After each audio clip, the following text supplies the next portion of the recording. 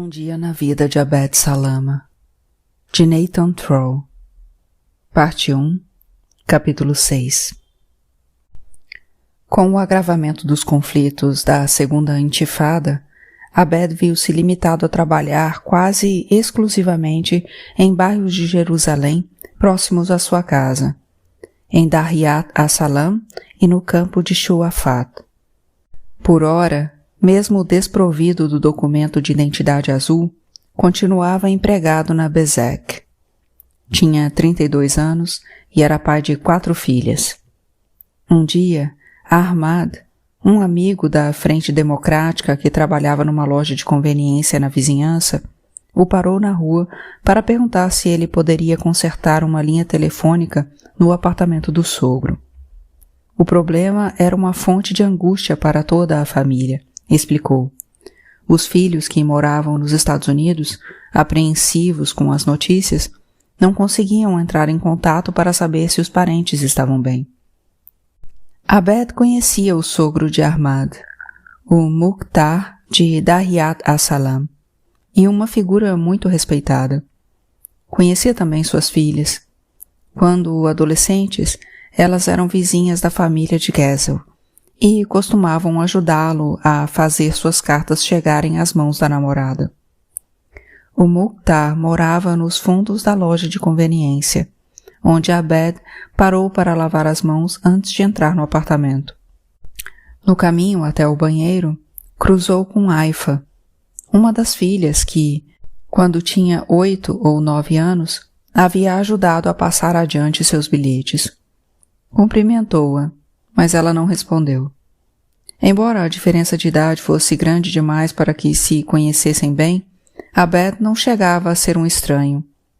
Haifa também fazia parte da FDLP, e os dois haviam participado juntos de eventos e reuniões.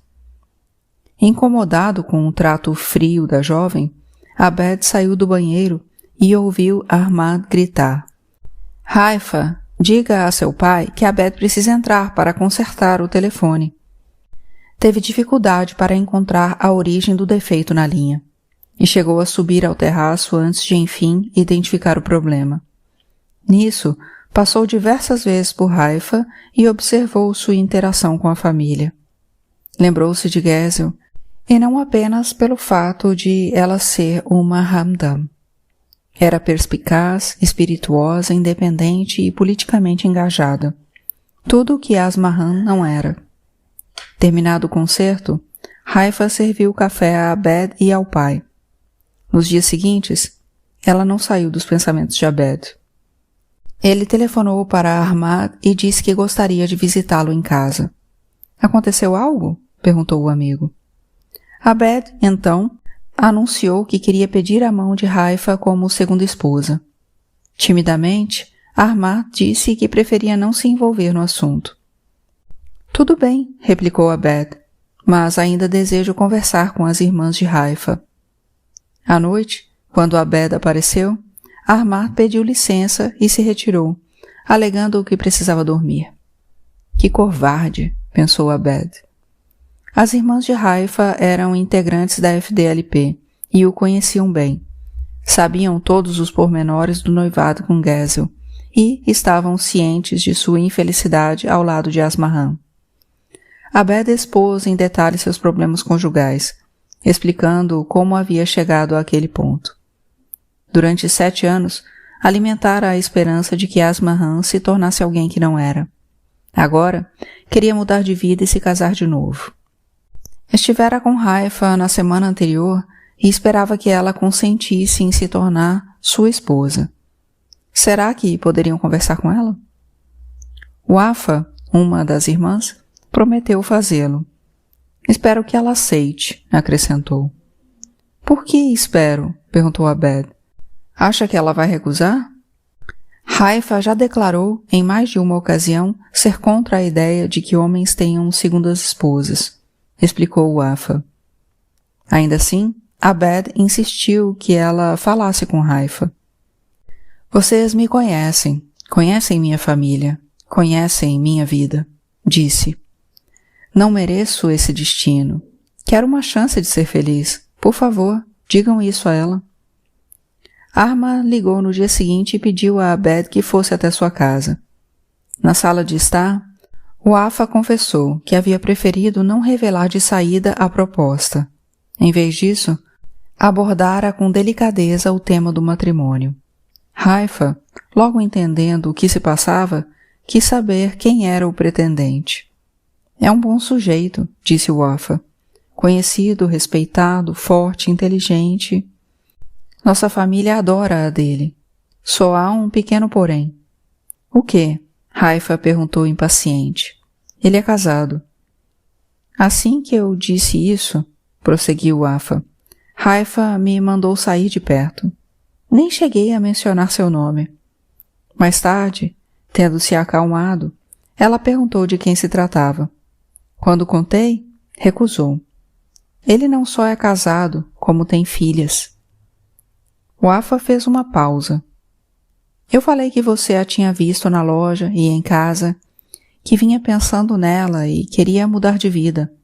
Ela começou a fazer perguntas. Tivemos uma conversa de 4 horas. E no fim, ela aceitou. Aceitou? Sim, mas com uma condição. Você não pode se divorciar da sua esposa. Ela não quer separar sua família, nem magoar Asmahan. Na manhã seguinte, Abed acordou os pais cedo para dar a notícia. Haifa, a filha do Mukhtar de Dahiyat as-Salam, aceitara ser sua segunda esposa. Por coincidência, era também filha da antiga paixão de adolescência de seu pai, a Hamdam, com quem fora impedido de se casar. A família concordou? Questionou o pai. Você é casado e tem 4 filhas, além de ser mais velho. Ela é linda. Seu pai é um Mukhtar e os irmãos trabalham nos Estados Unidos. Acha que vão mesmo aceitar? Abed reiterou que Haifa tinha aceitado e pediu ao pai que se vestisse, pois fariam uma visita aos pais da moça. Você está louco? Metade da casa deve estar dormindo, disse, mas Abed insistiu. Tinha certeza de que toda a nata se oporia ao casamento. Se perdesse algumas horas, a notícia se espalharia e Haifa e os pais poderiam acabar cedendo à pressão para rejeitar a proposta. Abed pôde ver que sua mãe não estava feliz. Provavelmente não só em virtude do mal que aquilo faria a Asmahan, mas também por se opor à ideia de homens terem mais de uma esposa. Ele imaginava que as demais mulheres da família também ficariam contrariadas, e talvez até parassem de falar com ele. Por motivos distintos, os homens da família de Haifa também objetariam. Alguns primos a desejavam como esposa. Os pais deles, tios de Haifa, talvez tentassem impedir o casamento. Mesmo que não fossem desfavoráveis à união com segundas esposas, lançariam mão do argumento. O pai de Abed concordou em visitar a família de Haifa. Abed suspeitava que ele não teria agido da mesma forma se a noiva não fosse filha de seu primeiro amor. Foi o pai de Haifa, Abu Auni, quem os recebeu. Peço desculpas pelo horário, disse o pai de Abed. Esse filho doido, teimoso e impulsivo como só, insistiu que viéssemos agora. Creio que o senhor saiba o motivo de nossa visita. Sei sim, falou Abu Auni. Vamos considerar a proposta depois de conversar com Haifa. Que tal falar com ela agora? Interveio Abed. Ela está dormindo. Podem acordá-la. Sei que ela já disse sim. Podem acordá-la e perguntar. Não seria viável para nós voltar em outro horário. Você é mesmo uma figura, disse Abu Auni, antes de pedir à esposa que chamasse a filha. Haifa apareceu na sala ainda grogue de sono e, quando seu pai lhe perguntou se aceitava se casar com Abed, sorriu e disse que sim. Abu Auni voltou-se para o pai de Abed. Se o senhor acha que seu filho é louco, posso garantir o mesmo da minha filha. Todos recitaram a Fátiha. Abu Auni pediu a Abed que viesse à noite para acertarem os detalhes. Que detalhes? O senhor concorda ou não? Perguntou Abed. Concordo, respondeu Abu Auni. A mãe de Haifa também? Sim, ela está de acordo. Então, tratem de se arrumar, por favor. Temos que ir ao cartório a assinar o contrato. O quê? Agora? Abed sabia que Abu Wani partiria em breve para Al-Aqsa, onde passava a maior parte do seu tempo, e o cartório ficava no caminho. Podemos assinar o contrato antes de sua oração. Está louco? Exclamou Abu Wani. Sim, disse o noivo, estou louco. O pai de Abed recusou-se a acompanhá-los, de modo que Abed arregimentou o irmão Wael e um sobrinho que trabalhava em Sheikh Jarrah para serem suas 2 testemunhas obrigatórias. O contrato foi assinado antes do meio-dia, e Abu Wani seguiu para a mesquita. Como a irmã era a primeira pessoa a quem desejava contar a novidade, Abed foi visitá-la naquela mesma tarde. Nahil e Abu Vissan logo perceberam que ele estava exultante.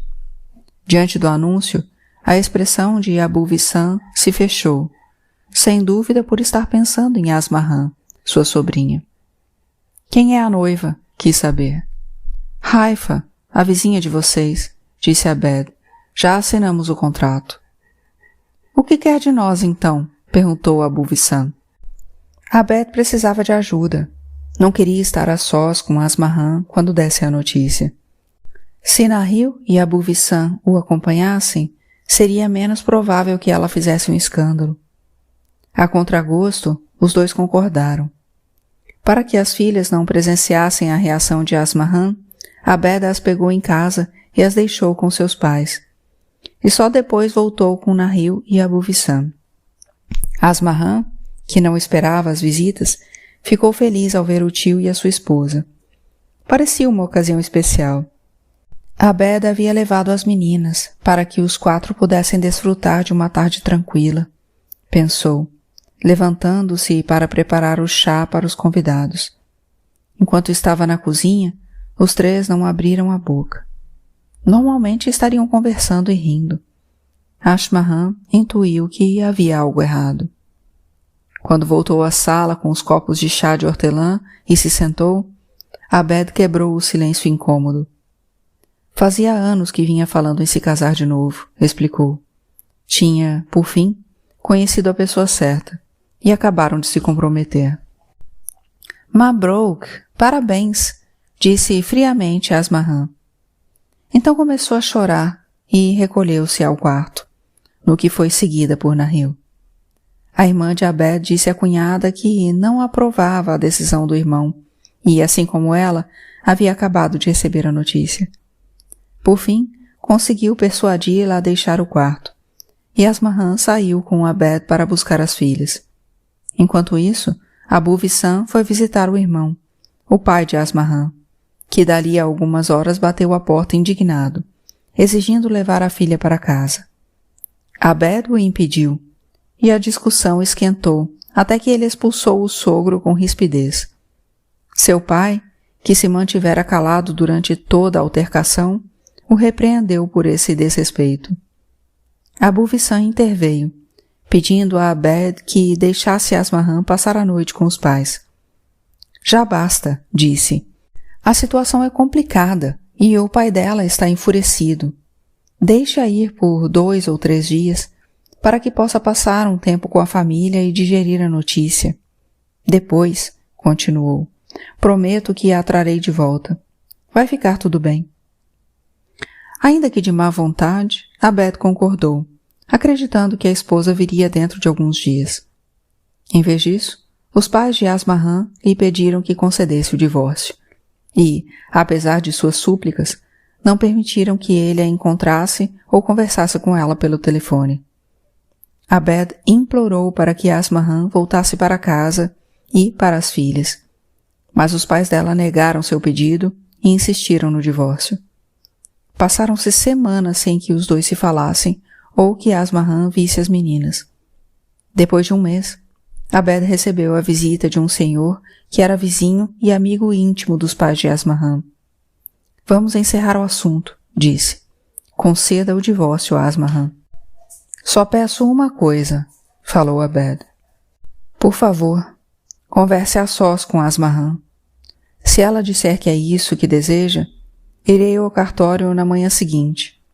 No entanto, caso prefira ficar com o marido e as filhas, eu a trarei de volta. Mas o senhor deve obter uma resposta sincera, sem que os pais estejam por perto, e me contar exatamente o que ela disse. O vizinho seguiu as instruções e confirmou. Asmarran queria se divorciar. Abed sentiu que havia tentado de tudo. Se a vontade dela era mesmo deixá-lo, não a impediria. Estava cansado daquele suplício. Era hora de começar sua nova vida.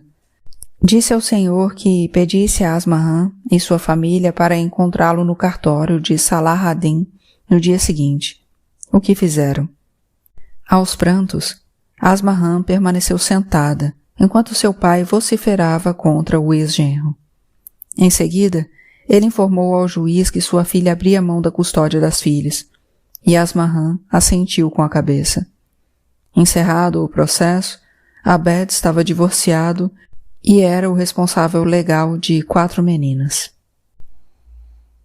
Haifa lamentou que Abed tivesse descumprido sua promessa e se divorciado de Asmarran, mas entendeu que não fora uma escolha dele. Abed não havia pretendido em momento algum que Haifa substituísse Asmarran, e sim que a complementasse, preenchendo o vazio deixado pela ausência de Gezel.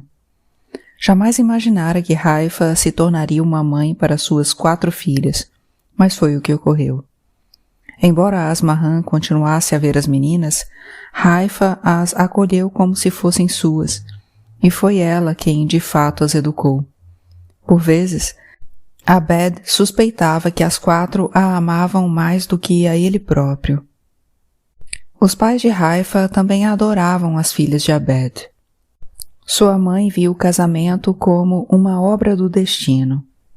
Olhe bem para nossas vidas, dizia a Abed. Eu deveria ter me casado com seu pai, mas o destino não quis assim. Agora você se casou com minha filha. Abed jurou a si mesmo que aquele seria um recomeço. Trataria de se tornar um marido melhor, um pai melhor e uma pessoa melhor.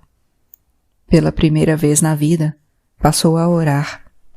Não na velha mesquita de Anata, administrada pela sulta, que censurava qualquer conteúdo político significativo nos sermões dos imãs, os quais, em vez disso, enfastiavam a todos com instruções sobre como se lavar corretamente antes das orações. Abed preferia se deslocar até as mesquitas de Jerusalém Oriental, em Daryat as-Salam ou no campo de Shuafat. Nelas, ouvia sermões com forte teor político, já que esses templos haviam permanecido sob a supervisão da Jordânia e estavam relativamente livres da supervisão de Israel ou da sulta. Pouco depois de Abed e Haifa, Asmarran também se casou de novo, com um homem de Gaza, que trabalhava como agente do serviço de segurança da sulta. O alcance lhe possibilitou se mudar de Gaza para a Cisjordânia, o que raramente era permitido. O segundo marido de Asmarran, que era bem mais velho que ela e não vinha bem de saúde, morreu cerca de 1 ano após o casamento, deixando-a com uma filha pequena. Quando soube, Haifa quis que Abed se casasse de novo com Asmarran. Sua viuvez era um sinal, disse. Agora ele tinha uma oportunidade para se redimir dos males que havia infligido à ex-mulher. Ela estava triste, sozinha e com a responsabilidade de criar um bebê. Precisava de ajuda. A compaixão de Haifa comoveu Abed. Não havia muitas esposas que fariam tal sugestão. Concordou, portanto, em falar com Asmarran. Estava seguro de que ela aceitaria, não apenas pela situação difícil em que se encontrava, mas também porque ainda o amava. Contudo, os pais dela recusaram a proposta e Asmarran continuou sozinha. Haifa engravidou menos de 1 ano após o casamento. Seu obstetra atendia em Jerusalém, do lado de lá do posto de controle. À época, todos os palestinos de Anata e Jerusalém podiam frequentar os hospitais da cidade, sem a necessidade de uma autorização de residência. Embora cruzar o posto de controle fosse um aborrecimento, a maioria das mulheres grávidas ainda optava por se deslocar até Jerusalém. Não só pela qualidade do atendimento, mas sobretudo pelo desejo de assegurar os laços de sua descendência com a capital, o coração da pátria palestina. Quando Haifa entrou em trabalho de parto, semanas antes do previsto, Abed foi de táxi com ela e os sogros até o principal posto de controle do campo de Shuafat. A polícia de fronteira, mesmo vendo que ela estava em trabalho de parto, não os deixou passar. Abed instruiu o taxista a tentar um segundo posto de controle, situado em Ras Kamis, na extremidade oposta do campo de refugiados. Lá chegando, Abed abordou uma dupla de policiais de fronteira, uma mulher e um homem, que também viram que Haifa estava em trabalho de parto. O policial pediu cigarros, e quando Abed ofereceu 2, um para ela, outro para o seu colega, ela concordou em deixá-los seguir viagem. Como a estrada havia sido interditada com grandes blocos de cimento na altura do posto de controle, Haifa teve que descer do carro e, com o auxílio dos pais, caminhar até o outro lado, onde pegaram outro táxi. Abed estava com a roupa do trabalho e não portava seu documento de identidade verde. Disse à guarda que Haifa e os pais seguiriam rumo ao hospital do Crescente Vermelho, em Ashuana, perto das muralhas da cidade velha. Enquanto isso, ele passaria em casa, tomaria um banho, pegaria o documento e voltaria de táxi. A mulher concordou em deixá-lo passar quando retornasse. Pouco depois, Abed estava de volta ao posto de controle, onde lembrou a policial do acordo que haviam feito. Por mais um par de cigarros, ela o deixou passar. Quando ele chegou à maternidade, Haifa já havia dado à luz o bebê, e quem chamaram Adam, pai da humanidade. 3 anos depois, nasceu um segundo menino, dessa vez no Hospital Maqased, no Monte das Oliveiras. Menor e mais delicado que o irmão, recebeu o nome Milad, nascimento.